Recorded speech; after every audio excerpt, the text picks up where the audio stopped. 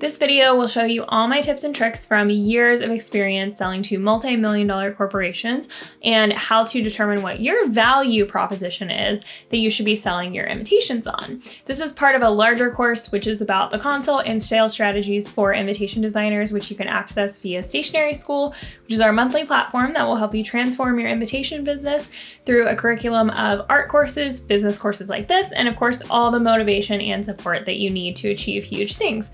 I hope you enjoy this video. Subscribe, like, comment, and I hope you'll join us over in Stationery School. I mentioned earlier that value is the key to sales. People don't buy things, they buy what the thing will do for them or how the thing will make them feel. Remember that, write that one down. In business sales, we are always trying to affect peers, which is an acronym. It's productivity, how will this make my life easier? Image, how will this make me look better? Efficiency, how will this make my job easier? Revenue, how will this save me money? And safety, how will this help me avoid negativity or harm? So buying factors can be the same for your clients too. I'd say that image and safety are the most powerful when it comes to custom wedding invitations.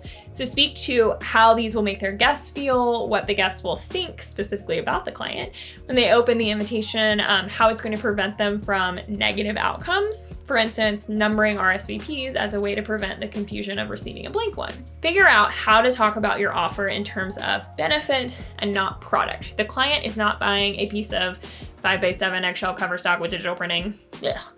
They're buying a custom experience personalized to their love story, unlimited revisions, and assurance that you're going to handle all the hard stuff for them. Those are much more powerful. So listing what's on the invoice is not the way to get their buy-in, but thinking about things that will make their life easier and the end result will. Another acronym we use is WIFM, what's in it for me.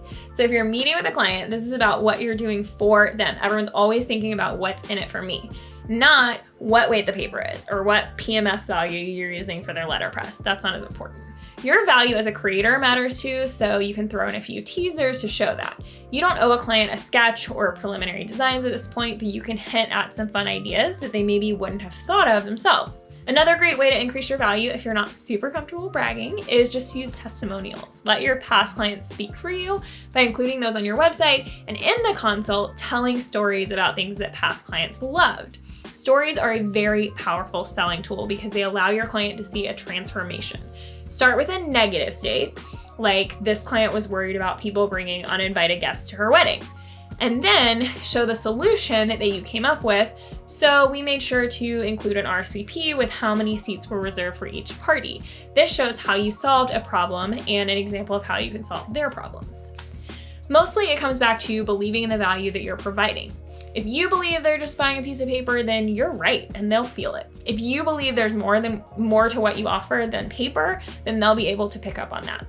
If you're not totally confident yet, you got to do some work on that first. So do some confidence journal prompts, practice in the mirror, and remember to speak to yourself and your business like your kindest friend would. Who is that person and what would they say? Here are some great questions to help you discover your value proposition.